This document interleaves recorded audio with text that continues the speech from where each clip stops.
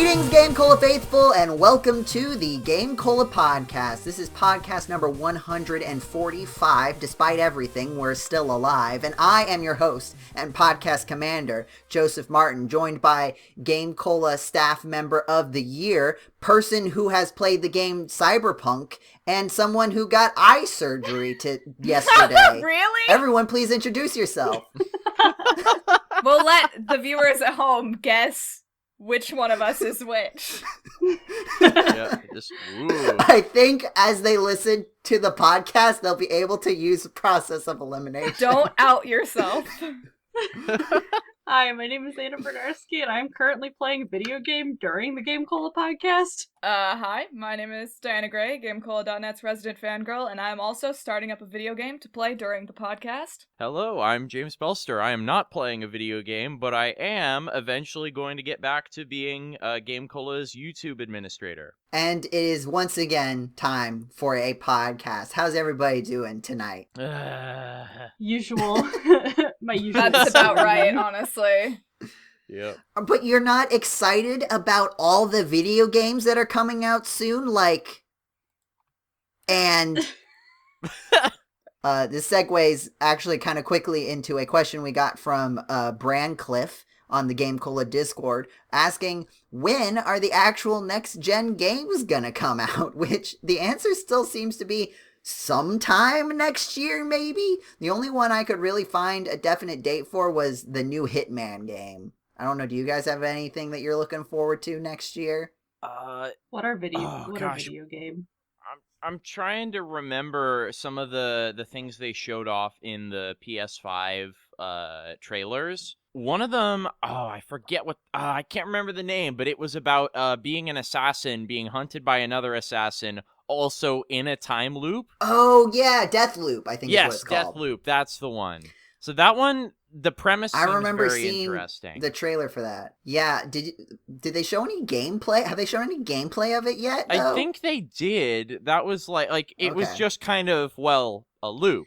It's definitely an interesting premise. I don't know how it's going to... and I don't mean this in I don't think they can do it. I just don't know how that will translate into a video game necessarily. Yeah. Also, side note, I was very mistaken and very confused about a month ago when Bugsnax came out, and I saw people playing it on PS4, and I was like, wait, wasn't that one of the PS5 exclusives that was supposed to be coming out?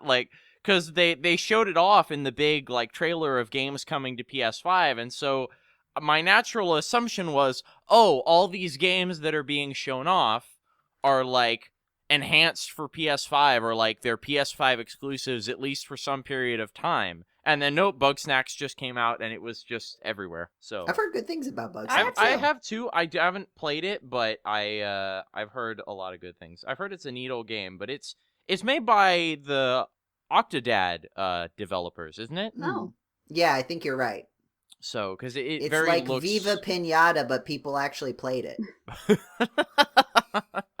I have not played Viva Pinata. I've heard good things, but also I don't think it was super popular. It had very popular advertisements and a TV show. Did it Anna, really Diana, have a TV show? What? Yeah, it definitely had a TV show. I don't know anything else about it except that fact. Anna, Diana, did you have any video games that you're looking forward to next I don't know year? what's coming out. I honest to God have no idea. I do have one, actually. It's not next gen, I don't think, but Baldur's Gate 3 has been in early access since September or October, I forget, and the full game is supposed to be coming out within in a year from early access, I think, which would place it in next year at some point. So that is what I'm looking forward to, personally. And by looking forward to, you mean you've already been playing it on stream on your Twitch channel.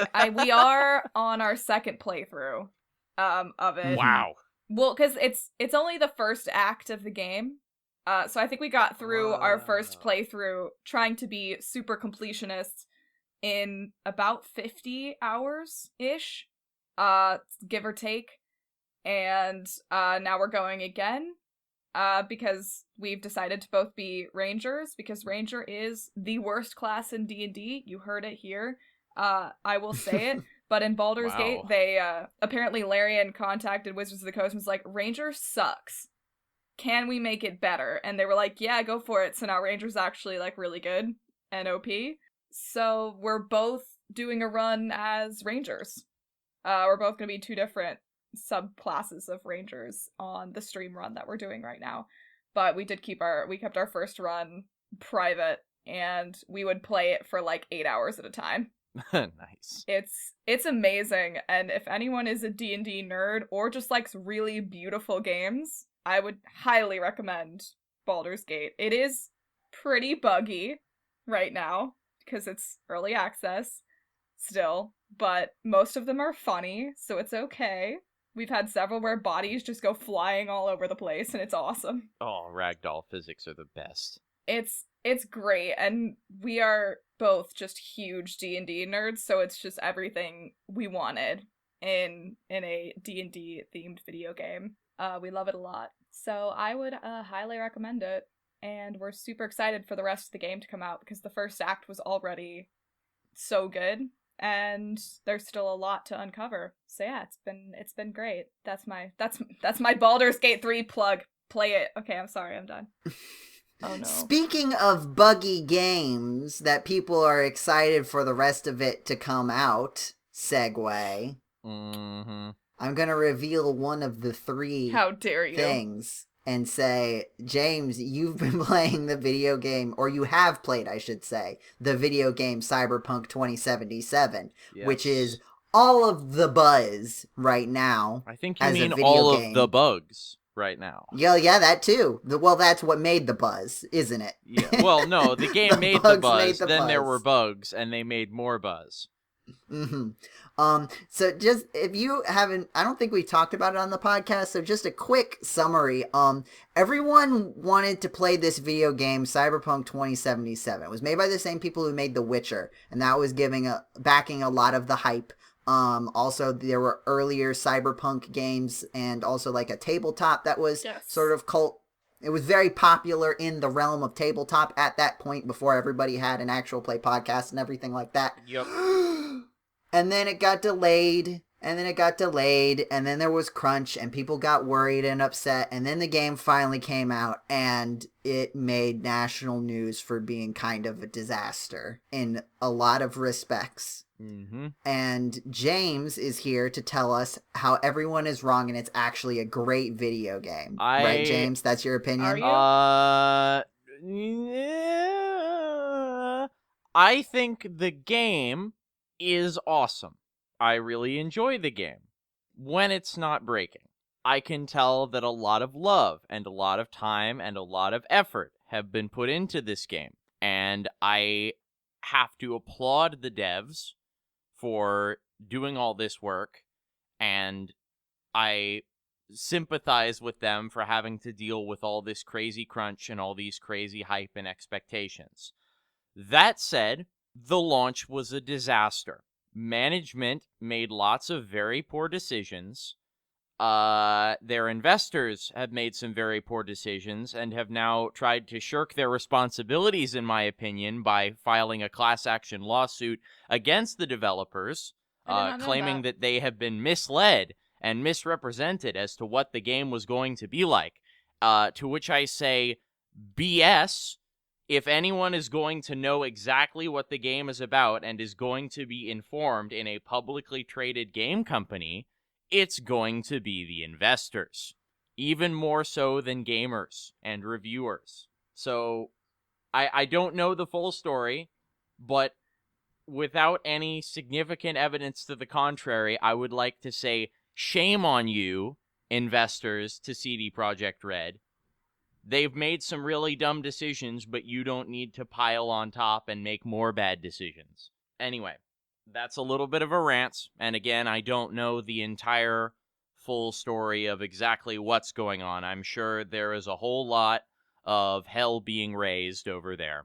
But I think there's a lot to unpack with this launch, and that is that a lot of people are upset, understandably so, especially people who are playing on console. But yeah, the thing, just in case you're unaware, listening audience, the console launches are the PC stuff has some bugs. The console launch looks not great and is even more buggy, and people with consoles don't necessarily have easy access to the internet to download the big day one patch that doesn't really fix everything, but it fixes a lot of things. And that's part of why the launch in particular was a mess. Things might smooth out over time, but like the people who are playing on consoles, I think it's fair to say, they got the are worst getting of it. a very different experience than people playing on PC, at least from launch. Oh, sorry, go ahead. Well, I was just gonna ask, didn't PlayStation do something about that? Yeah, PlayStation actually has offered full refunds for anybody who owns the game on PS4 and has pulled the game entirely from the PSN, at least for purchase. You can still update your game if you own it and haven't refunded it, and you can still play it and do all of that. They've just pulled it for purchase from the PlayStation Network entirely.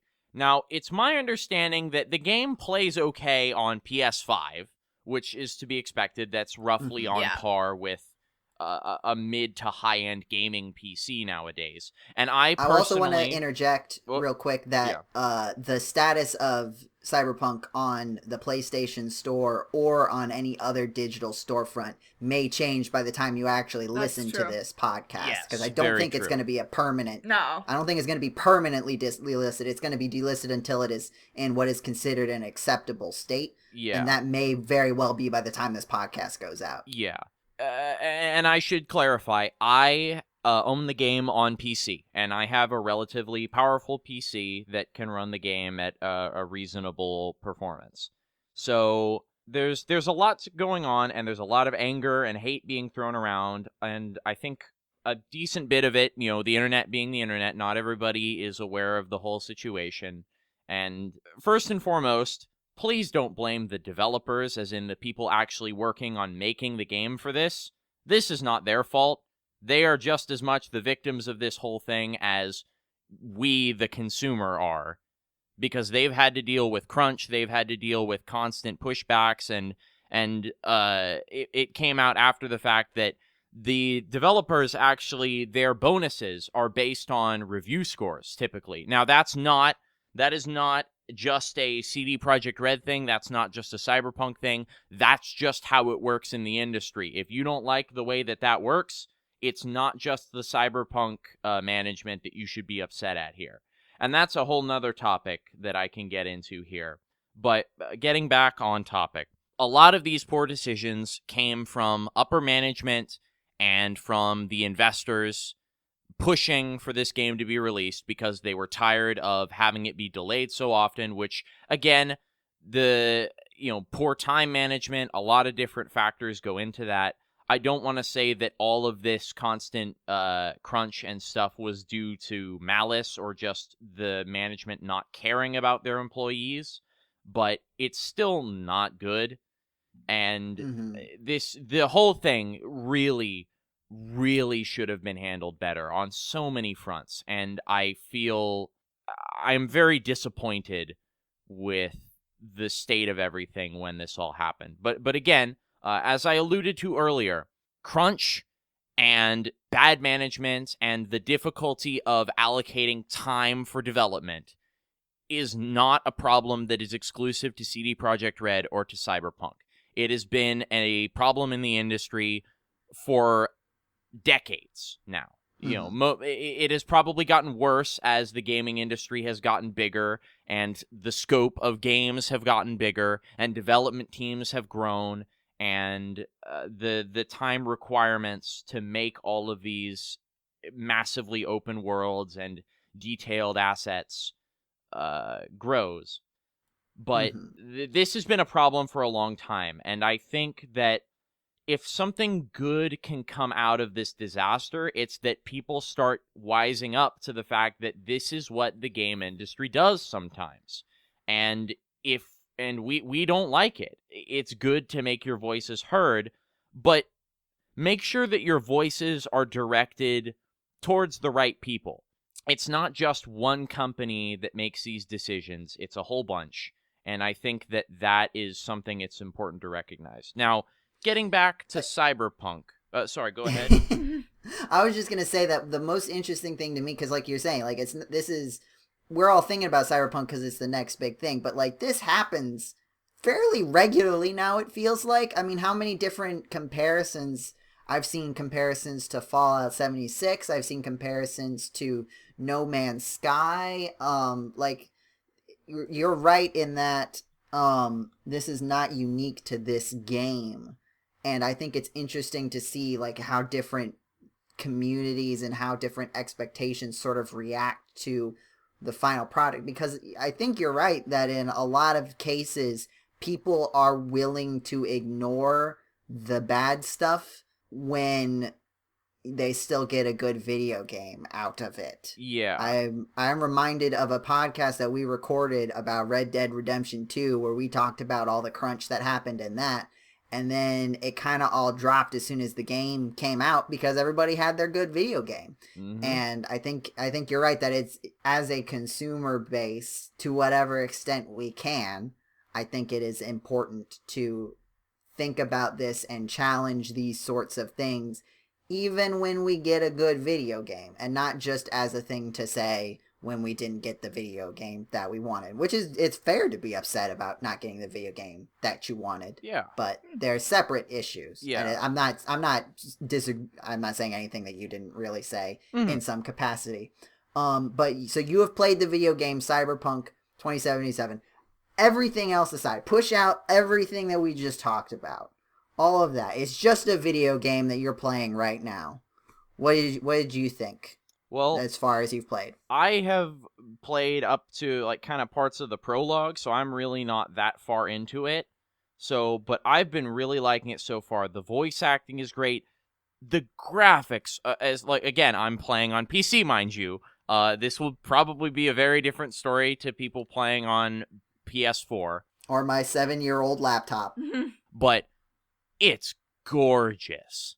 It is absolutely gorgeous. I haven't played a lot of modern games. I tend to stick with a little bit older stuff just because I have a huge backlog to work through. But good grief, this game is beautiful. During the daytime, during the nighttime, like if there's one thing they absolutely got right, it is the aesthetic of this game.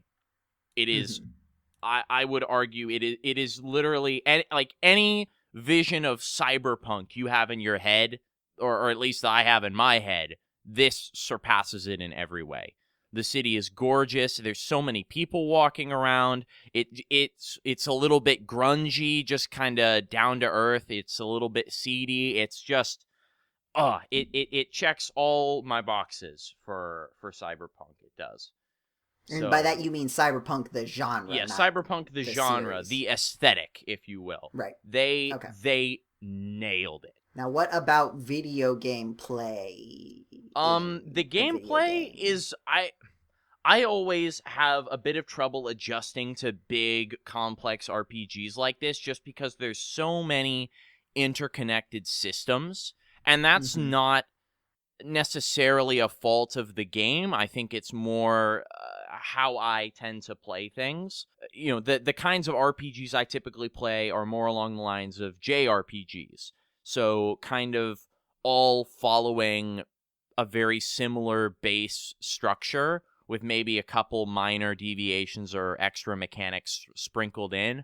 Whereas this, there's an entire, like, there's a whole bunch of systems on top of systems, like Quick Hack and a bunch of other stuff. There's brain dances. There's all sorts of crazy stuff that I've checked out. Brain dances? Yes.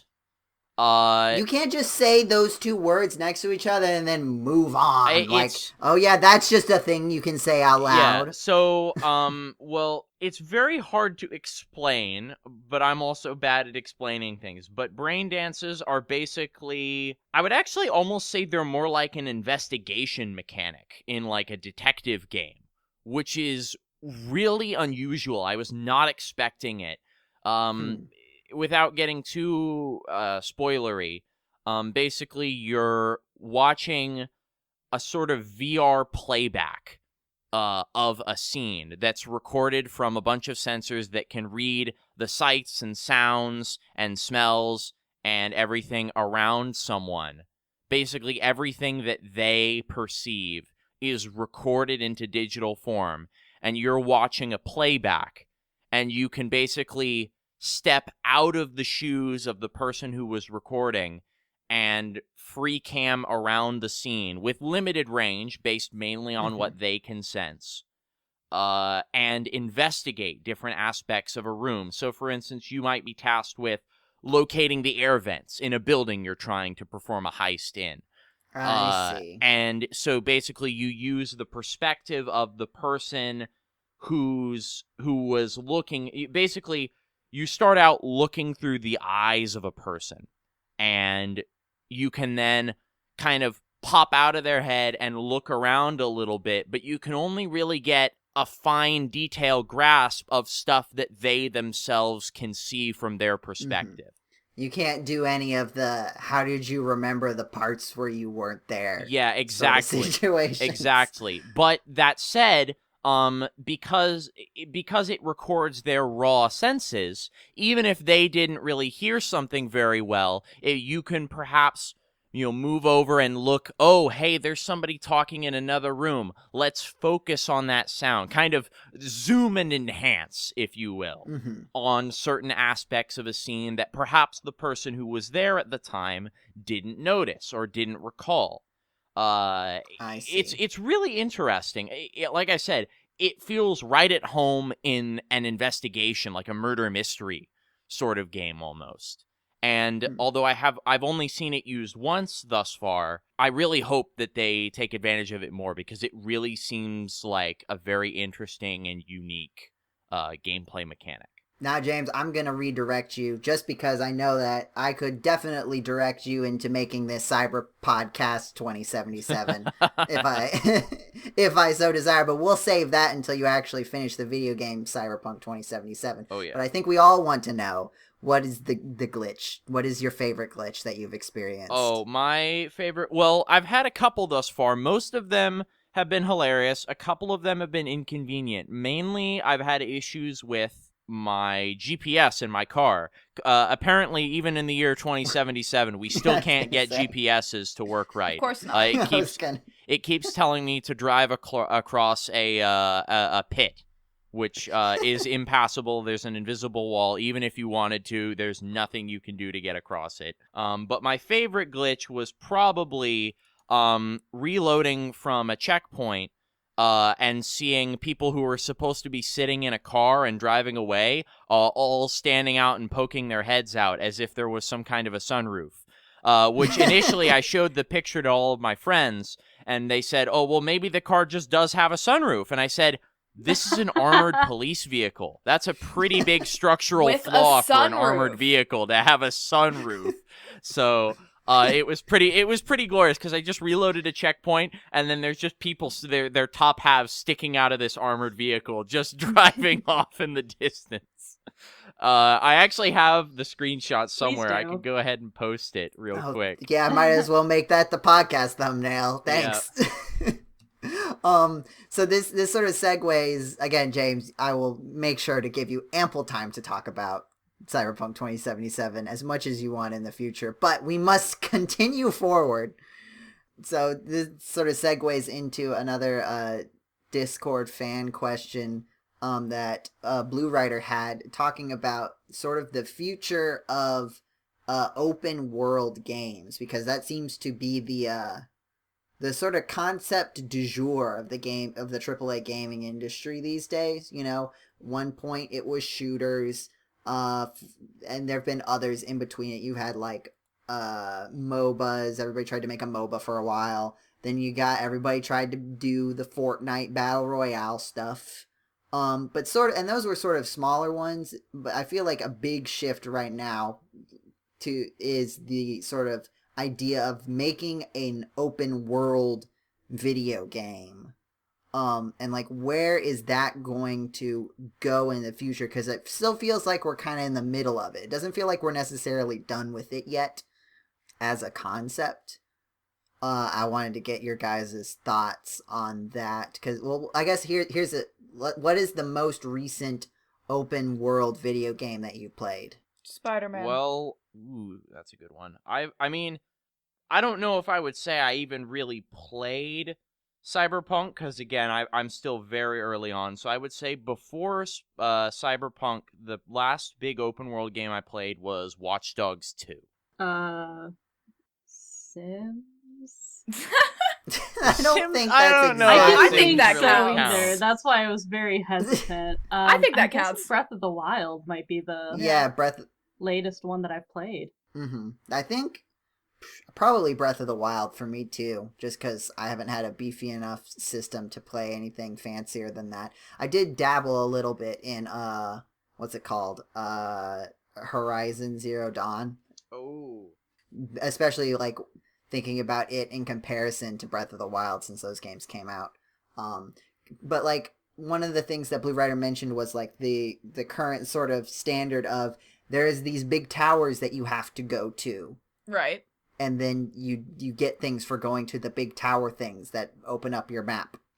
And that's sort of like where we are right now. But like it feels very gamey, right? Having to find a tower to unlock your map. But it solves a fundamental problem, which is the where do I go? That has sort of turned me off before playing Breath of the Wild, which is where I really first experienced tower theory. Tower theory. Tower game design. Was like, I don't like not necessarily, I don't need to know like what the best thing to be doing right at the moment is, but I really hate having to just completely invent something to do. Does that make sense? Yeah. Yeah. I like to be able to be like, well, if I can't come up with anything, here's this to fall back on. Right? When you play Minecraft, which is probably like as open, it's very open, but even then they I lied. That's the latest open world game that I've played. you can think, okay, well, what do I need to do to get to the Nether? What do I need to do to get to the end? What do I need to do to get to this boss? The elements are there, and I would say that Minecraft, for as prolific as a game it is, it kind of only has those three things, and maybe like getting certain items, and it's not super clear Make very all the good time. Castle. Yes. Yeah, you could make a very good castle. I think yes. Spider-Man handles that kind of interestingly, if I am understanding what you're putting down here, which I think I do. In that, like, one of the first objectives that they give you in Spider-Man is to go and find the towers, because hooray for towers.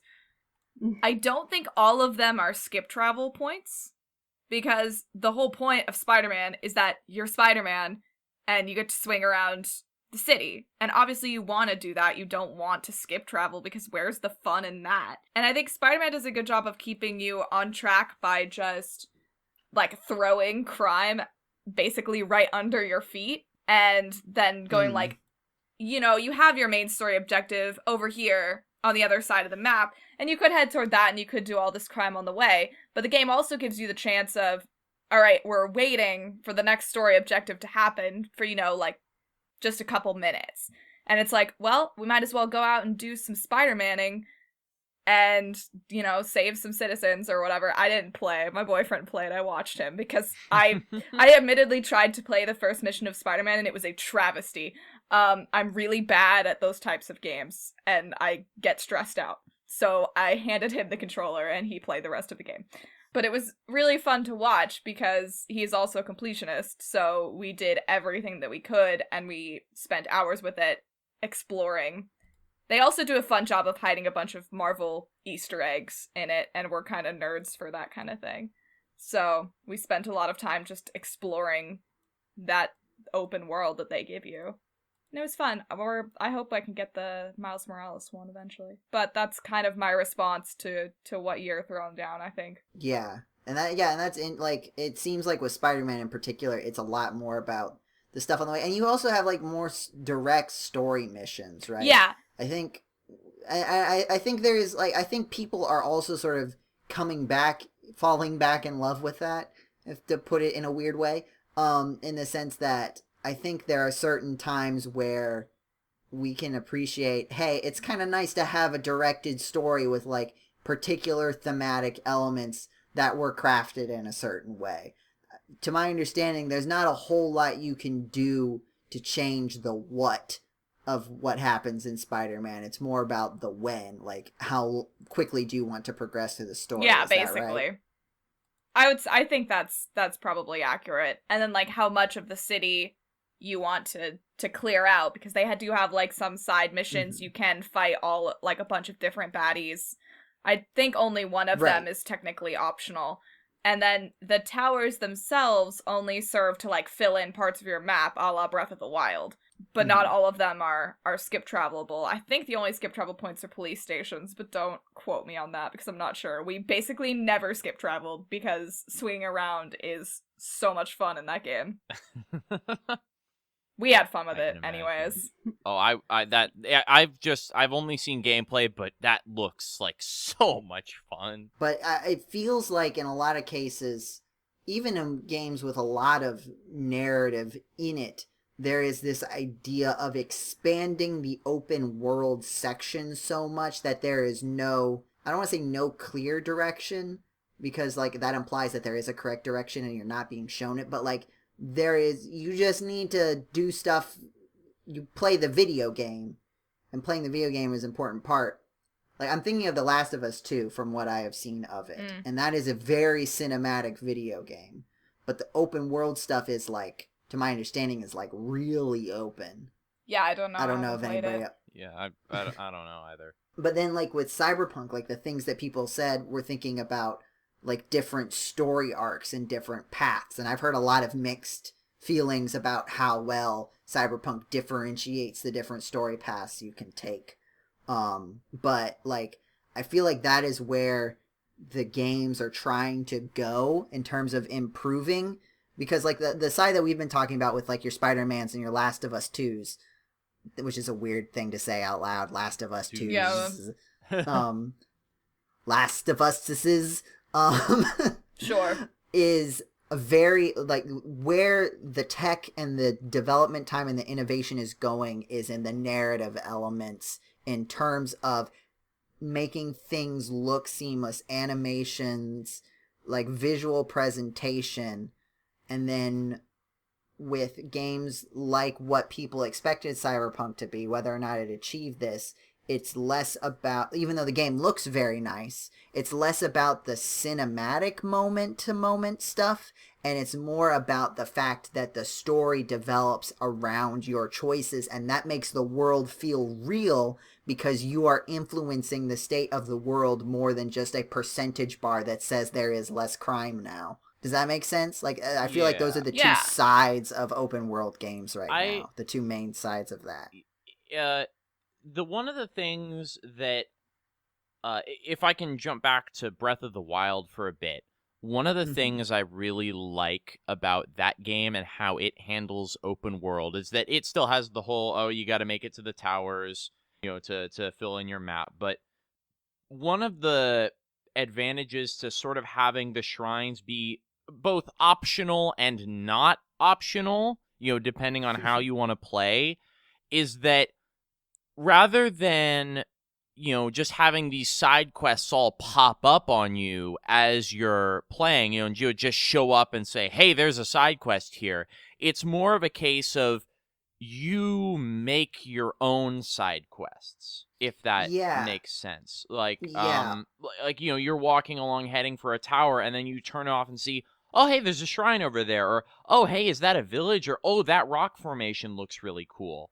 And then, you head over there, and then on the way, you might be like, oh, there's another rock formation. Or, oh, hey, there's a shrine right in the middle on my way to this cool rock formation. Or, oh, there's a village that I never saw before. So it's not so much the game popping up and telling you, hey, you can do things X, Y, and Z. You're more like, oh, wow, look at all the cool possibilities for me. And I feel like that that more exploratory discovery, I should say.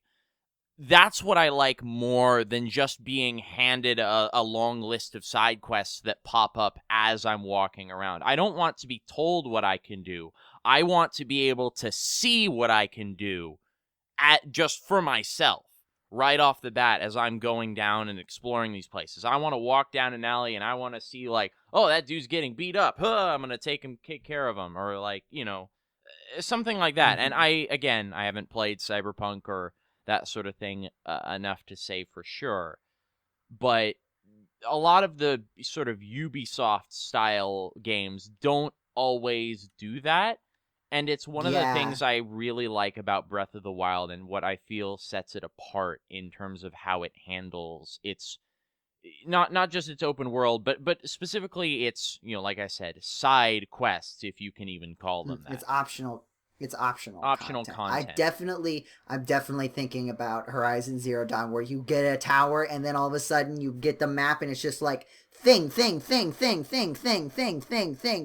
it's just like all these little icons everywhere. And it's like, what does this even mean? There's definitely, like, when you have so many options, there's the danger of choice fatigue. Yeah. And the only thing I would say to that is that I don't feel like we're moving away from that necessarily in terms of where open world games are going. I agree. I like how Breath of the Wild did it. I don't think that we're going to get that as much, because I think when it comes the reason we have these open world games so strongly, I feel like, is because how clear it is to show how much content is in your video game all at once. Yeah. And to do what you were describing, you have to sort of hide the content. You can't show, right? If people are going to discover it, you can't tell them about it. Yeah. And if you don't tell them about it, then you can't plaster the map on the screen and say, look at all this stuff you can do. Because that's the sort of idea, right? The idea is that you have this big map and you can do all of this stuff in any order that you want. Now, depending on the game, what stuff matters, what order you do it in, versus what stuff you could just do whenever and it doesn't really matter, might not be very clear. But the reason, I think part of it is that people will see a linear game and you don't necessarily know how much you're getting just sort of looking at it. Obviously, you can go on review sites and they'll say this is how many hours this is, and this is how many hours this is. But by sort of presenting it to you all at once, you sort of make it feel really big while also obfuscating any sort of real sense of this is how much content is left in the game when you're just starting out. Yeah. Does that make any, did I make any sort of sense? No, that makes just sense. Now? Yeah. Okay. Mm-hmm. 'Cause and that's why I think that we're not going to see more movement to Breath of the Wild, except for maybe smaller groups that are just interested in copying Breath of the Wild, which we have seen, to be fair. Mm-hmm. It has taken I think it is interesting. I don't remember who said this, but I saw a take on, like, people wanted to copy Breath of the Wild immediately, but Breath of the Wild is such a specific package that you have to do all of this stuff. You can't, like, it's difficult to, it's hard to copy. It's hard to replicate. Well, it's hard to copy, and it's hard to copy in a cheap way, cutting corners without removing the fact that you're copying it, right? Yeah. So I think there have been people trying to do that. Genshin Impact, I think, is like the big one. That was what I was gonna say. I've heard phenomenal things about. I have that game, too. Actually, I have heard both phenomenal and, like, terrible. I think it sort of depends on what you want out of the game. If you like cool character designs and you project onto characters and project I don't want to say parasocial, but, like, if you're the kind of person who really likes seeing characters and, like, doing fan art, or even just looking at fan art of characters and sort of thinking of characters in a greater sense than just what role they play in a video game, I think you'll really like Genshin Impact. That's how Cam's gotten me interested in it at all. Yeah. There's so much fan art of those characters. Good grief. If that is not your jam, I don't think the base gameplay really carries it. I think it is really about how appealing the characters are to you, is my understanding. I have not played it because it is also, we could go into a whole other thing about this, but like a mixture of the gacha format with the like open world Breath of the Wild type stuff. Yeah. But I and maybe with the popularity of that, we'll start seeing some other exploration into, I don't know if how it handles the sort of things that we've been talking about that we like about Breath of the Wild, because I haven't played it. But I still think that we're going to see like games that really focus on showing you all of the stuff you can do, so it feels like there is a lot of stuff to do right when you start the video game, as opposed to the sort of slower discovery, even if it's the same amount of content, or even if it's less. Like, I feel like compared to a lot of open world games, there is technically less to do in Breath of the Wild. But I also kind of like that it is sort of honed down to the good stuff. But I also play a lot of video games. And for like, the other thing about open worlds is that they appeal to a demographic too of people who really just want like 1 or 2 video games a year. And just want to kind of play that indefinitely until they get tired of it, more than until they finish it. And so having more stuff to do is appealing to them. And I don't want to say that they are incorrect for doing that, because video games can be expensive, especially when you can't justify it to yourself by doing a podcast about it and then saying, well, it's kind of like my job, my jobby to play video games, so I'm not wasting time and money by buying all these video games. I wouldn't consider it wasting time and money anyway, but like the different mentalities of it, I think that's another reason we're seeing it. I don't really know where we're going next, though. Well, sort of going off what James said, and then also going to another Blue Rider point, like maybe open world or maybe just games in general. Is there somewhere that you would like to see the games go? Like, where's basically what Blue Rider asked was like, is there a mechanic that you'd really like to see in games that you haven't seen yet, or just where you like would games to games go in the future? Where you would like games to go in the future. That's a correct sentence. There you go. I gift that to you. A correct sentence to play off of. As someone who has a lot of decision anxiety, like even in a linear story, feel like stuff like the towers in Breath of the Wild and like things that are basically markers for certain things helps me out. I'm pretty good with where they're at. If I get more, I will just stare into the void and just cry because I don't know what to do. Just because, echoing that, like, there's a certain point where you're given no direction, so you don't know what to do. There's another side of that where you're given so much that you don't know what is the thing you should do. And it's basically like you're not given any direction at all because you've been given 100 directions. Right. And you haven't necessarily been clearly briefed on which of those directions might be the more important ones. Is that sort of the vibe? Yes. Cool. James, what were you saying? Well, I was gonna say something sort of similar to that. Is just that we were talking about how like a lot of these games they do the whole tell don't show sort of mentality, to kind of show off. Look at all this content we have, and I mean, in fairness, a lot of time and effort is probably put into a lot of that. But I have seen plenty of open world games where there's like 75 different types of mini game that you can play at 20 different points on the map each. And while I get that all of the content might be enjoyable, I don't know. I don't want to say I hope that open world games get smaller, but I feel like we're reaching a point where the scope of these games is getting a little bit too big for what we can come up with, almost. The term that I think of is diminishing returns. Yeah, that's close to what I'm thinking of. I hope that we continue to focus on quality over quantity, rather than just saying, look how big this world is. I want to say, look how much fun you'll have playing around it. And again, I keep going back to Breath of the Wild here just because, I don't know, I think Breath of the Wild might be my favorite open world game, just full stop.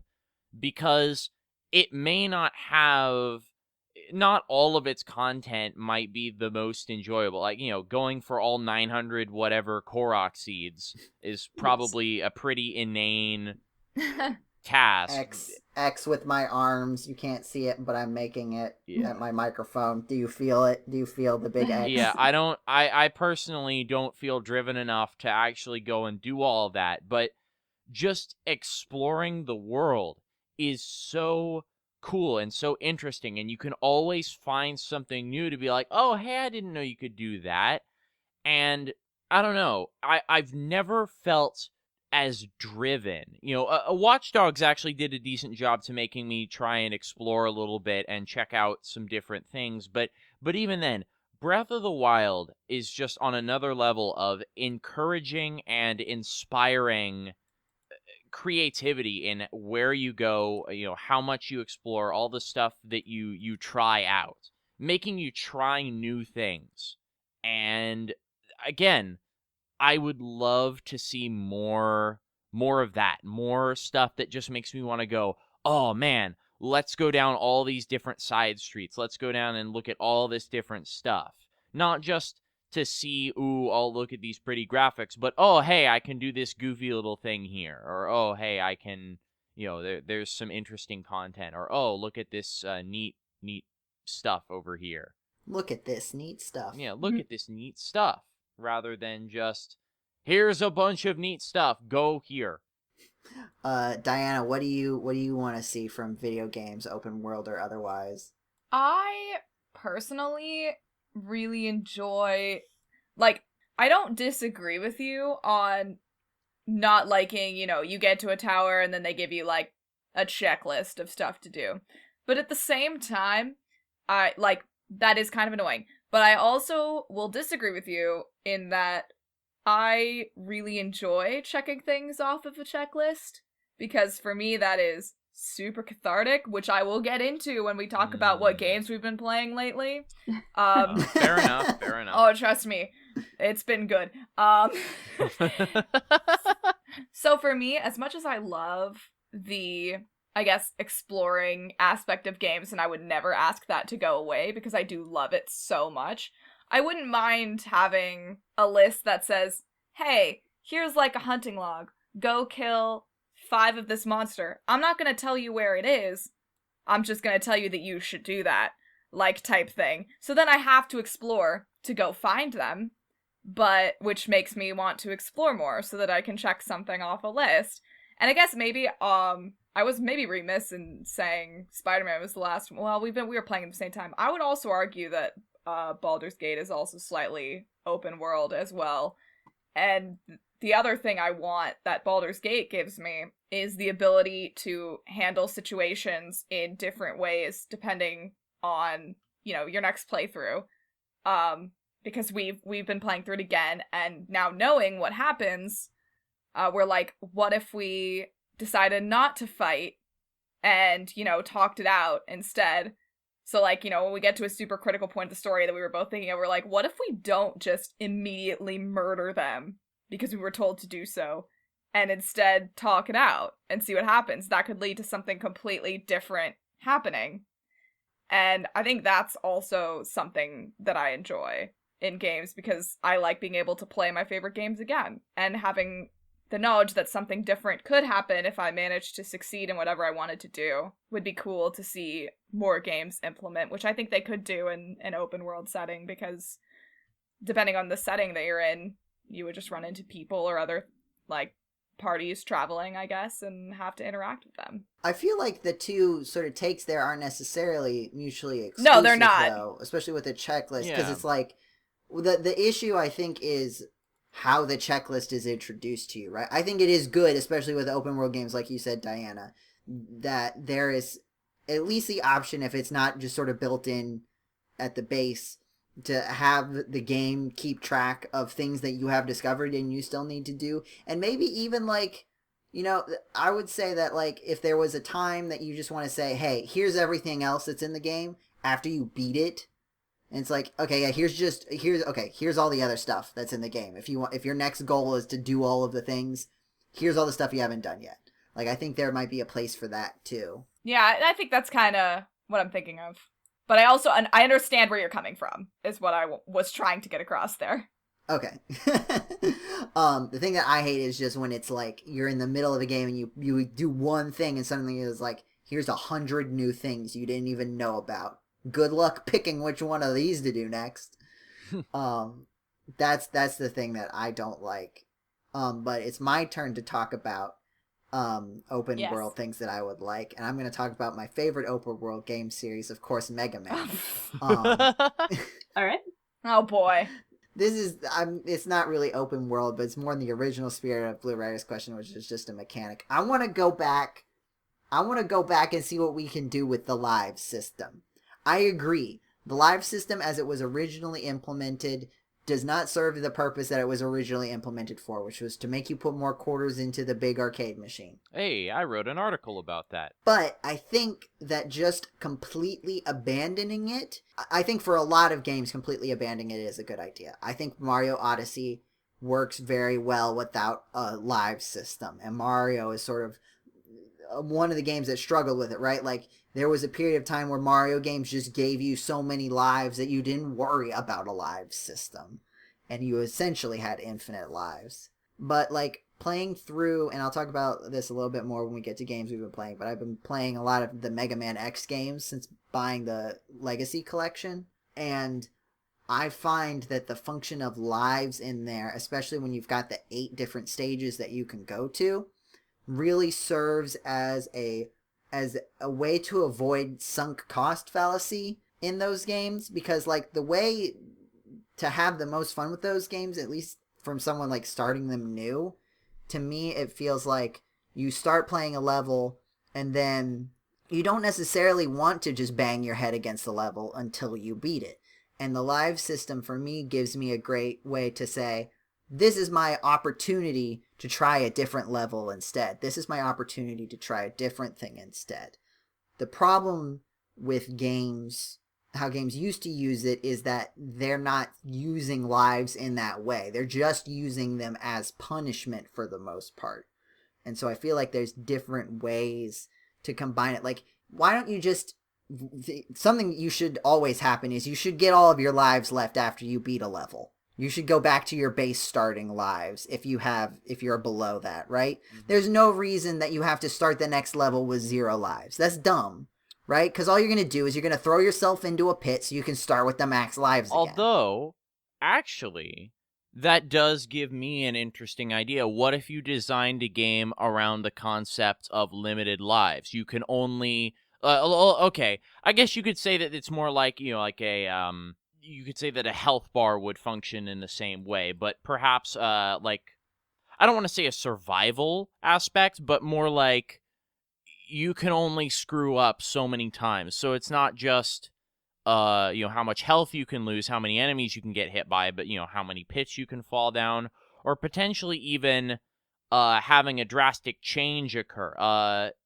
For instance, this is a little bit tangential here, but there is a mod pack for Minecraft called RLCraft, and one of the big gimmicks in it is that until you can set your spawn point by sleeping in a bed, which is surprisingly difficult to do, every time you die, you respawn in a totally new location, a totally random place that you've never been before. I hate that. And that... While it's mainly meant as kind of a punishment in that case, I wonder if you might be able to design a game around that, under the, either as a way of changing things up, saying, oh, hey, you don't like where you spawned, you can give up one of your lives instead of battling through these enemies to instead spawn in a different place or in a different stage. Kind of like, like for Mega Man, for instance, maybe you start out in a random stage, and if you don't like it, you can either say, I'm going to try and brave through it and keep all of my lives and try and use all of them to beat this stage, or I'm going to sacrifice one of them to spawn in a different stage and maybe try working my way through that stage. Maybe it's a little easier, but I'll have fewer lives, if that makes sense anyway.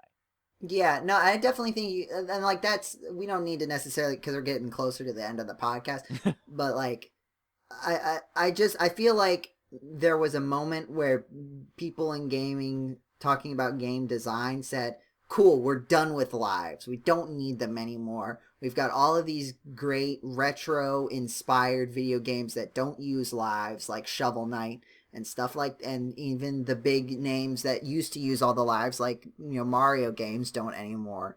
We're done with lives. And I think that there's more to chew on there, just sort of understanding how to use them in a way that makes sense, instead of just because that's what we always did, which is why they were there in the first place. Yeah. Because I feel like Mega Man sort of like said, okay, here is what the live system is. How can we sort of think about that with our game design? Instead of, here is a game designed to use a live system. I feel like we haven't really hit on that as much. And like you said, like I think your sort of take on like lives, because the big thing is that like when you lose a life, you lose some sort of progress. And the thing that needs to be the case in any sort of implementation of lives is that when you get back to that point, something needs to be different. Or at least there needs to be the strong potential for there something to be different beyond just your skill in the game or having more or less lives. And the more drastic that potential difference is, I feel like the better the live system will work. Because like Mario, like it's like, okay, if you get a game, if you lose a life, you might be able to get back to this position, or a game over. You might be able to get back to this position with a fireball power-up. And, like, that is, like, a soft version of that. Mm-hmm. Where it's like, okay, now I can, if I played the first part of the game better, I can be better equipped to do this harder part of the game.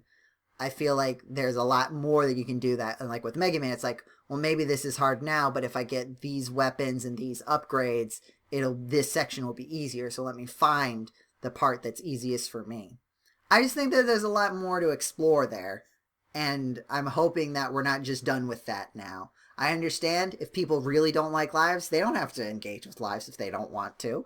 But I think that there's still some meat on that bone, is the thesis in the conclusion, the thesis repeated in the conclusion to denote that the paper has ended. And it is now time for us to talk about games we've been playing in recent times. Anna Bryniarski, tell us about The Sims. Hi, okay.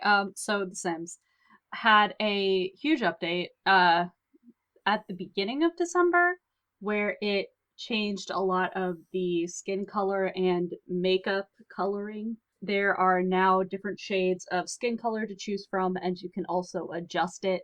Like they have some sliders which they had more of in Sims 3, Sims 4 just kind of got around to it after people were complaining about skin color. They were like, oh no. It's not like this game hasn't been out for 6 years now. Anyway. That's like the story of Sims 4, Yeah, though, really isn't is. it? Slowly adding back in things that were in Sims 3. Exactly. Sims 3 is just a superior game.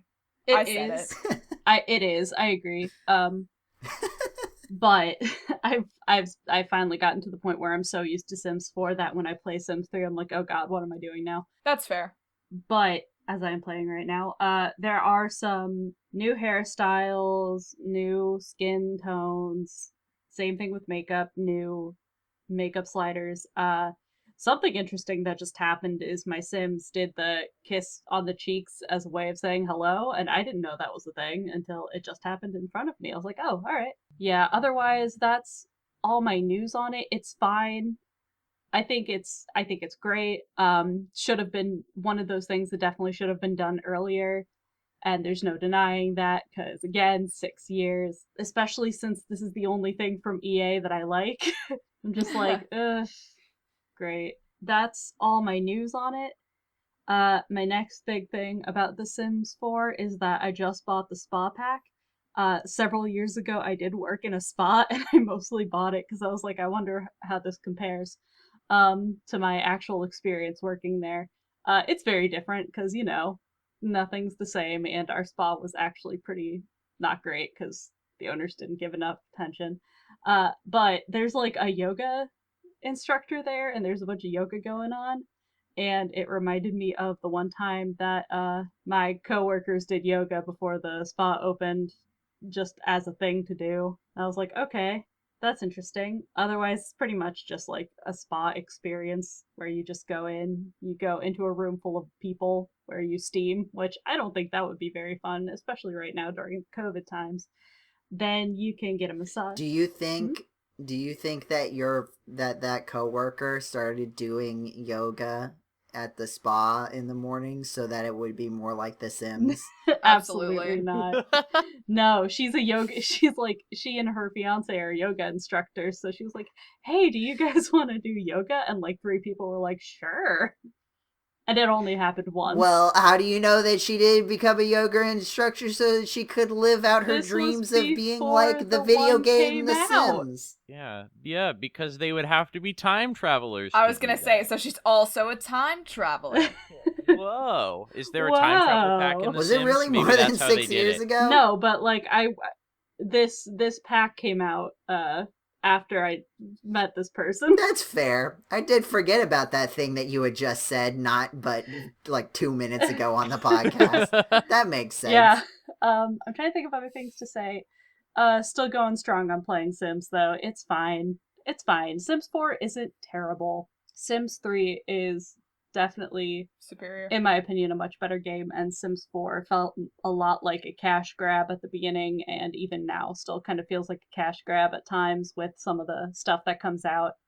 Like the Star Wars pack that came out a while ago, and everyone was upset about it because no one actually wanted it, but they were like, well, we own the Star Wars games, I guess we're gonna just throw that on in there.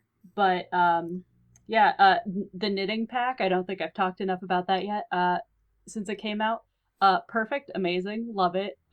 Give me more crafting. I need it. But yeah, otherwise it's fine. Sims 4 is fine, and I do like it. It's just, there are some things that still make me upset about it. Otherwise, I've been playing a lot of Minecraft and Crypt of the Necrodancer, and I've also been playing the Red Strings Club again, which I haven't played since last year. And it's so reminiscent of Valhalla in like one certain way, and it has to do with bartending, and that's it. Yeah. But yeah, it's another like visual novel-ish bartending kind of game. Yes. There's a lot more. There's also to it, Coffee though. Talk. That was another game I that played was Coffee like Talk. that. That Yeah. was good. James, I think we talked about Coffee James, Talk. we should do Coffee Talk as a playthrough. Ooh, well, I've already played it, but like, Me too. it was I pretty haven't good, finished. so I haven't. sure. I haven't played it again since I played it the first time. Yeah. But and I did... we definitely have to do Nirvana when it comes out. Yeah. 100%. So now James and I have like a 2-game list of things that we should play for the YouTube channel. But yeah, I gotta finish Danganronpa. Yes, you guys do have to do that. Yeah. It's been so many months. I'm sorry, guys. Recording's just been so tough. I'm sorry. That's okay. I needed time to catch up on it now that I can finally watch it. Yeah, well, now you've surpassed us in Danganronpa. I have surpassed Diana. you. Oh wow. I'm proud of myself for that one. Yep. Also, you played on the Minecraft server, right? That's where you built your. Is that where you built your castle? No, I did not build my castle. So I've been playing on my boyfriend's server as well as the GameCola server. I tend to be more active on Cam's server because he's usually there, and when I go to the GameCola one, I'm usually alone. So I'm just like, I guess I'm just gonna run around for a little bit. And I made a witch hut, like this cute little witch hut in the woods. And then I left for 2 seconds, I come back, and a creeper has somehow gotten into my house. And the door was closed, so I don't know. I don't know how that happened, but yeah, I opened the door, saw it, left, like closed the door and left, and then it exploded, and I was like, alright. Why did you close the door? I don't know. I would have done the same thing.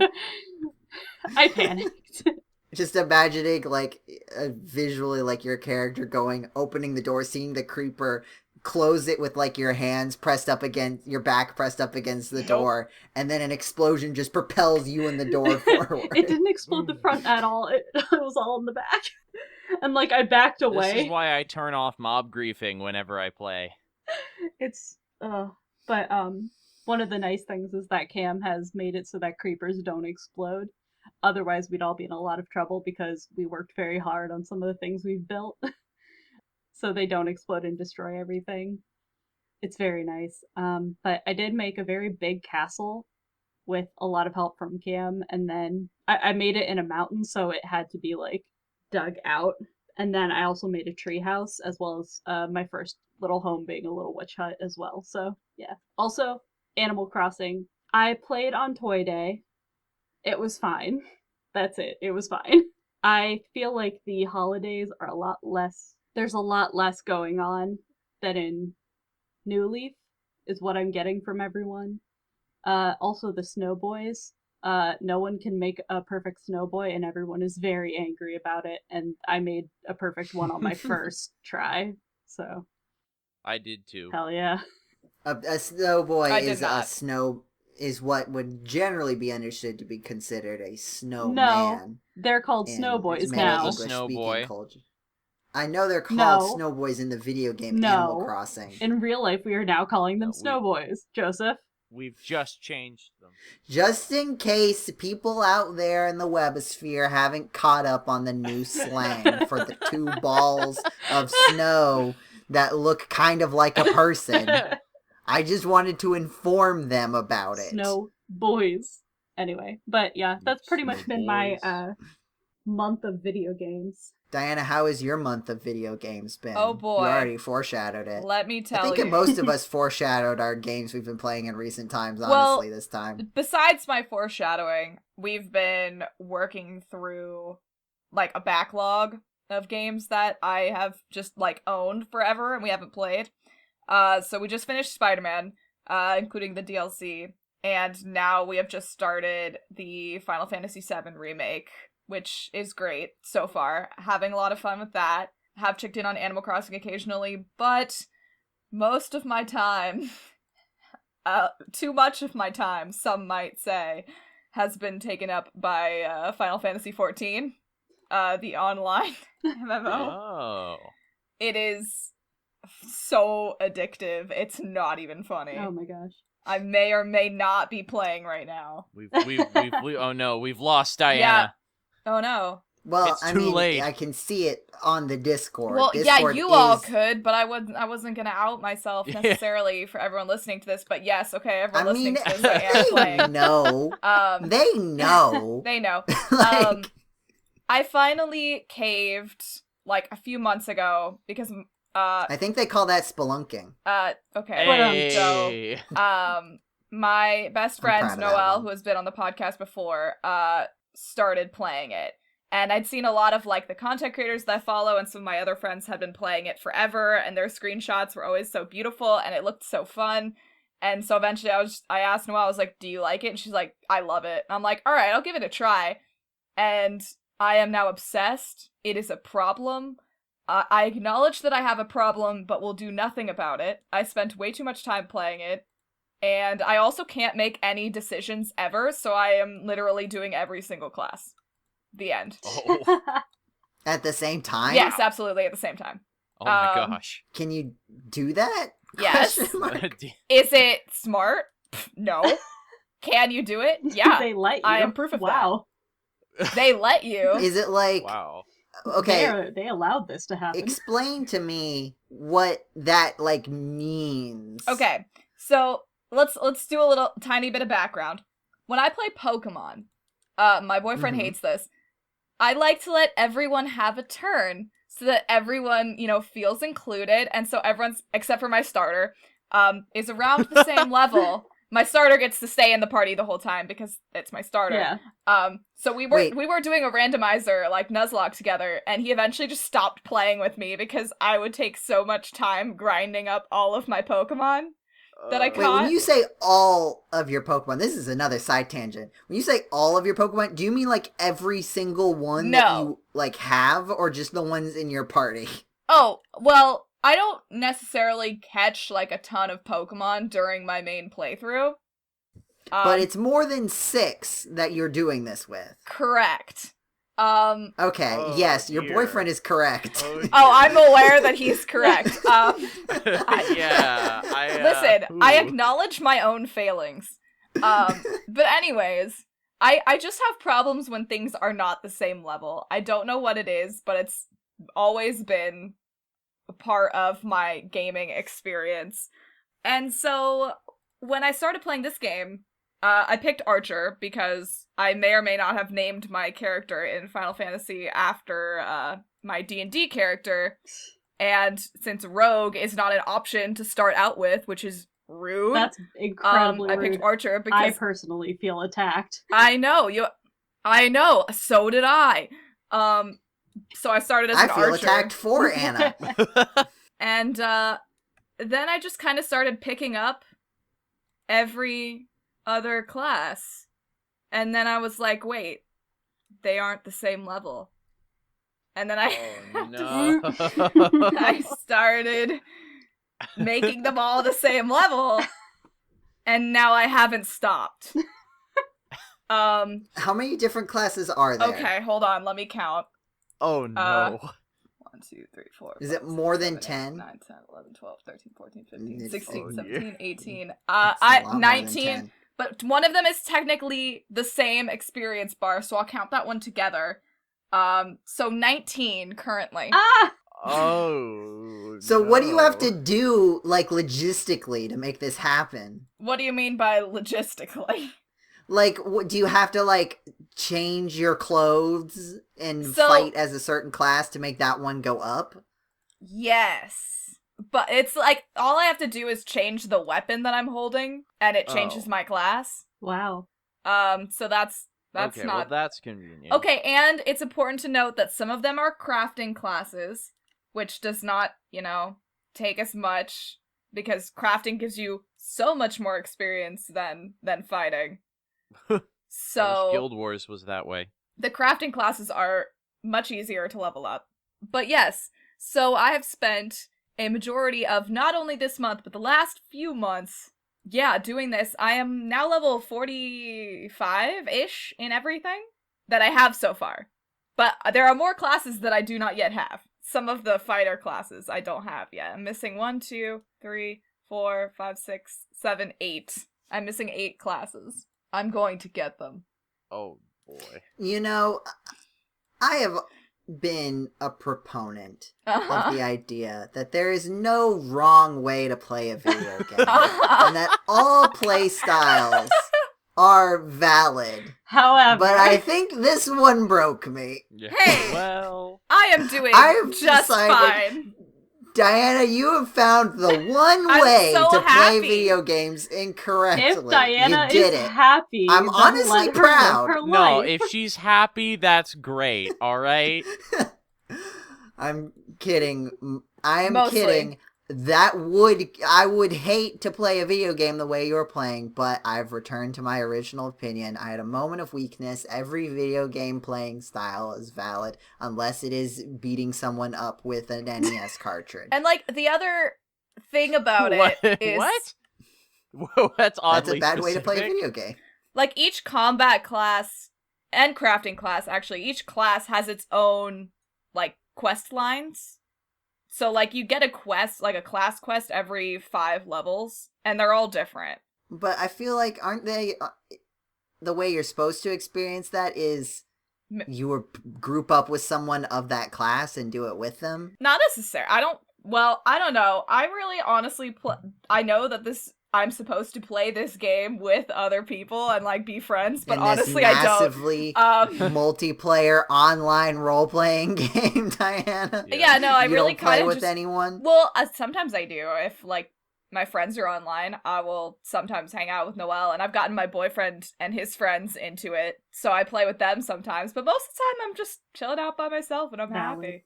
Like, it's something, especially because I have been handing the PS4 controller to my boyfriend playing games like Spider-Man, and now the other Final Fantasy game, because doing the, like, optimizing, he lives for optimizing stuff, and so Final Fantasy VII Remake is kind of his thing.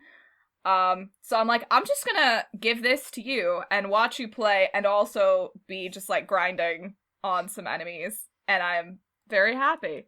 Also, and you didn't hear this from me, it's very fun to do while you're supposed to be in class on Zoom. What, Diana? Diana, how How could could you you? do It's this? called multitasking. It is. It is called Playing video games on the podcast is one thing, but I didn't realize if I had known it'd be a gateway drug, I would have nipped this in the bud long ago. Wait, okay, one more story and then I will stop hogging all the attention. One of my professors this semester, both me and my boyfriend are in this class, and he knows that we are into video games and stuff like that. And so one day we came into the Zoom classroom early, and he was like, I need to ask you guys a question. And we were like, what? And he was like, have you ever played video games during my class? And we were both like, and he was like, games that don't require intense focus, maybe. And I just stayed silent. Diana, you're a lawyer. You should know that you can plead the fifth. That's why I didn't say anything. Exactly. Don't you have to plead before you cannot say anything? I wasn't on the stand. It wasn't a formal trial. I didn't need to. But it was... I love that professor. He made us do one of the cases Nintendo was involved in way back in the day. Oh. So if anyone wants to know about the Game Genie case, hit me up. Oh, I think I heard about that one. That sounds like an interesting story for another next podcast. And I only know about it from, a remedy standpoint, so, don't actually ask me about any of the other stuff, because I don't know it. That's going to be difficult, because I don't know what a remedy standpoint is. Oh, great. James, what video games have you been playing in recent times? Oh, gosh. Well, a little bit of Cyberpunk, but I have to admit, I've been playing a lot of Minecraft, mainly modded Minecraft. I've been playing a lot of SevTech Ages, which is a pack that came out around a year ago. So its time has passed a little bit, but me and a friend of mine have been playing that a whole bunch. I also just got Animal Crossing New Horizons on Christmas this year. Ooh. Merry Christmas. Thank you. Yeah, Merry Christmas, late Christmas, everybody. Late Christmas, everyone. We're even recording this after Christmas, so obviously. But yeah, so I got it mainly because my sisters have been playing the game since their birthday back in the middle of summer. So I'm not normally one to play those kinds of games because I typically am the kind of guy that sits down for 7 hours and just plays a bunch of video games. And then, doesn't play it again for another couple days. Whereas Animal Crossing is very much not a game that you can do that in. Because, one, there's only so much you can do every day. Unless you want to just go talking to your villagers 2,500 times until they get annoyed with you. But Animal Crossing is very much a game where there's about an hour to 2 hours of stuff you can do at most every day. But you're expected to come back very frequently, once a day, to progress things. And you often have to actually wait for the next in-game day for things to move on and progress and advance.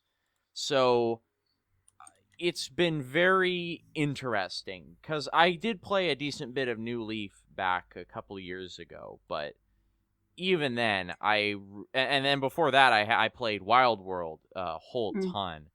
But it's just... Yeah. I've really fallen out of that sort of style of gameplay loop, so it's been a real heck of a time trying to get back into that kind of daily regimen of doing all this routine-y stuff for Animal Crossing. So, but when are neat. you visiting my island, James? Yeah, mine too. I haven't even visited Diana's. Let's see. Yeah, I know. I think I have Anna as a friend. I don't think I have Diana as a friend. I thought we were friends. Switch. Maybe we're not. Maybe I'm. Let me pull up my Switch. Have you been playing any other games, James? Any James games? James games. Hello and welcome to the GameCola podcast. I'm surprised it's taken that long. Yeah, honestly, It is not. I've definitely made that joke before. Absolutely, 100%. Oh, okay, never mind. All right.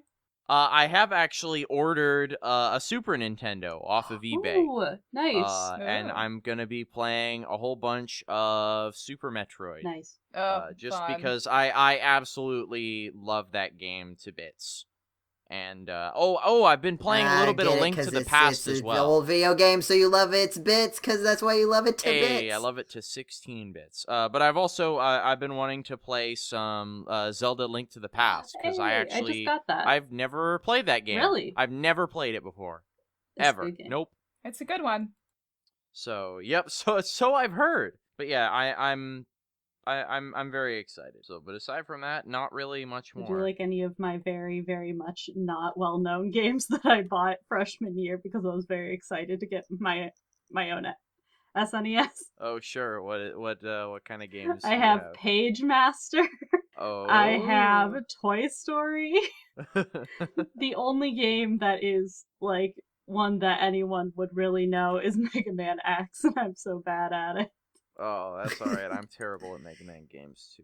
Hey, segue! Hey. Guess what I've been playing in Let's recent take times? a Nice. Attorney. Almost like it was planned. I recently bought the Mega Man X Legacy Collection, along with the Mega Man Zero Legacy Collection, which I have just not gotten to yet. But I've been playing through those games recently. I'm near the end of X3 right now. The first Legacy Collection for Mega Man X has X1 through 4. It is interesting how they keep getting worse. Oh no. I mean, that's basically what I've heard about the X series, is the X1, X2, and X3 are, yeah, they're pretty good, and then just, it turns into a landslide. I have heard, I think X4 is actually supposed to be good again. Oh, okay. And then it's like X5, X6, and X7 that are just kind of all messes just in garbage. their own way. Or at least I mean, it kind of if you look at the timeline, it is Mega Man 6 and Mega Man X. Then I believe you get Mega Man 7, then X2 and X3. And then Mega Man 8.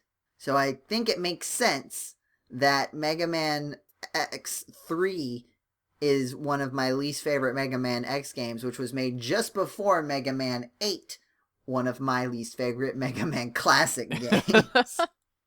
I should have predicted this. I mean, they're all good, and I think especially X2 and X... Well, first of all, I really like Mega Man X, the first one. Like, it is up there with my favorite Mega Man Classic games. It's probably like 3, like the rank 3 out of all Mega Man games that I've played.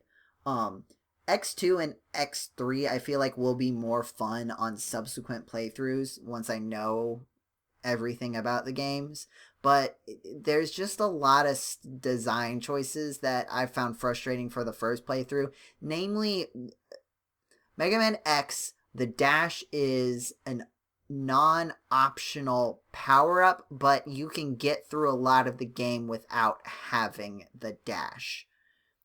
You go through Chill Penguin stage, you have to get the dash, so you have to have it for the final stages, but the early stages are designed around the idea that you might not have the dash, which is, a way to go really fast forward, and you can keep your momentum, unlike in classic Mega Man games where you slide to go a little bit faster, but you don't keep your momentum, and you can't do anything else while you're sliding. And when you're dashing in Mega Man X, you can jump and maintain your momentum, you can shoot at the same time. And you also got the wall jumping in Mega Man X. With Mega Man X2 and X3, the dash becomes a default ability, and then later you unlock air dashes.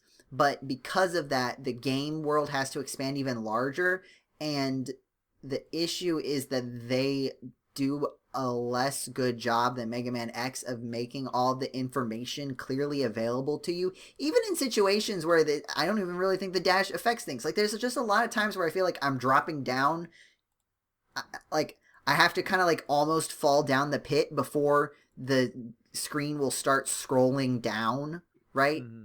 And so I don't know. I have to kind of jump into a pit basically to see if it's the way I'm supposed to go or if it is a secret way.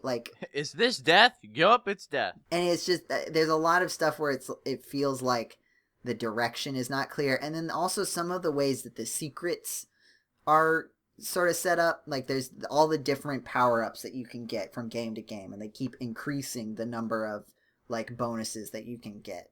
Actually, Mega Man X2 may have had the same as Mega Man X, but the thing that I didn't like about Mega Man X sort of was that there was a certain level of interdependency that made backtracking necessary. But it's pretty short. There's not a whole lot of backtracking that you have to do. There's just a little bit. But it feels like in the other games there's more interdependency, and the more interdependency the power-ups have, the more constrained you feel like you have to play through the game, which defeats the whole purpose of being able to go to any level that you want. If each additional level has a time sink cost of, well, if I play this level first, I'm going to have to go back to it again and play it in the later slot of orders anyway. So Mega Man X, most of the interdependence was you had one thing, you needed to have one thing to get this other one thing. And in X2 and 3, it gets into a lot more. You need to have two specific things before you can get this thing. And with Mega Man X, a lot of the time, if there was two things that you needed, one of them was the dash, which you can't miss it. And everyone goes to Chill Penguin first because you get the dash, and that just makes the game more fun to play. Just faster. So, and I will be interested to see if I end up liking the games more on subsequent playthroughs. I feel like a lot of my issues that I had in these earlier playthroughs, I've actually beaten X2 before, will be mitigated by being more familiar with them. But it's just an interesting experience. I'm curious to see how X4 will go, and I also want to report back on the Zero series, because that is an interesting sort of chapter of Mega Man that I haven't even really touched on beyond reading some plot summaries of what happens in the extended Mega Man timeline. But that's pretty much video game I've been playing. That's pretty much it. Aside from stuff that you've seen me on live stream and stuff. I think that's the end of the podcast. Does it feel like that to you guys? Does this feel like the end of the podcast? Yeah, I guess so. So I guess that means that it's time for me to say the words. Thank you for listening to the GameCola podcast. Yay. Wow. If you Whoa. If you like what you heard, be sure to check us out on our actual internet website, GameCola.net. You can also find us on our YouTube channel, GCDotNet, the letter G, the letter C, the word dot, the word net, where you can see us playing video games in videos or live streams. You can also listen to other episodes of the podcast on standard podcast players like Apple Podcasts or on Spotify. And if you have questions you'd like to submit to the podcast, you can have your opportunity to do that on the GameCola Discord. Link should be in the description of whatever you are listening to this to, or you can go to the website and find it. You can go to our Facebook and Twitter. The Twitter has it in the description. Our Facebook and Twitter are both GameCola. And I think it's also, this would be a good place to put in a little announcement about a program that some of you might be interested in. Mm-hmm. Is anyone here a fan of a little GameCola podcast series called Hacks and or Slash? I don't know what hacks and or slash is. I've never heard of that. No idea. Hacks and Sounds dumb. What about that one? Oh, Hacks and Slash, right. Why didn't you Okay, I just guess say I know so? that one. Jeez. Our GameCola podcast, where we read fan fiction of questionable quality out loud for your listening pleasure. Season 3, we are planning to start that up later this month in January. We'll keep you posted on the progress of that, but I'm excited about it. I'm excited to be getting back into it. Mm-hmm. It's a lot of fun, and it's about time, I say. I agree. So I think we have the scheduling all sorted out, so you should be getting that sometime mid-January. So look forward to that. Is there anything else anybody else wants to say about things? Happy New Year. Yeah. Happy New Year. Here's to hopefully a better year. Stay inside, wear a mask, be a good person. Amen. Do that. In that order. In that order. In that In order. that Go inside, specific wear order. your mask, and be a good person. Yeah, wear your mask inside while being a good person. Yes. Thank you for listening to the GameCola podcast. Have a wonderful year. Wow. Wherever it is, whenever it is that you're listening to this podcast. And we will see you next month. Goodbye, everybody. Bye.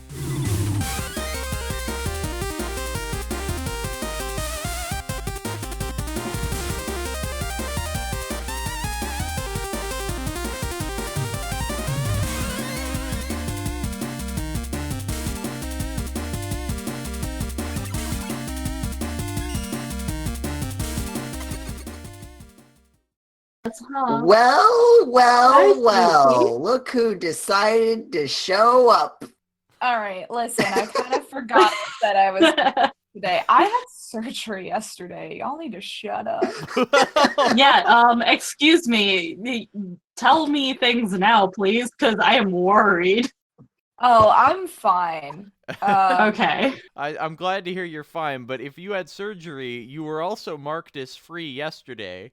Yeah, I kind of forgot that it was happening until like Sunday, and I was like, oh.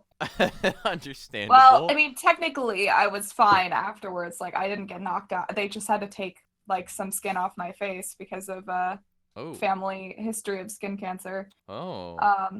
But I wasn't like under or anything, so yeah. I'm totally well, that's fine. good. Hope everything comes back good. Yeah, they've already got it all out. Everything's fine. I just need okay. it to heal up now. Wow, that's fast. My Audacity hates me.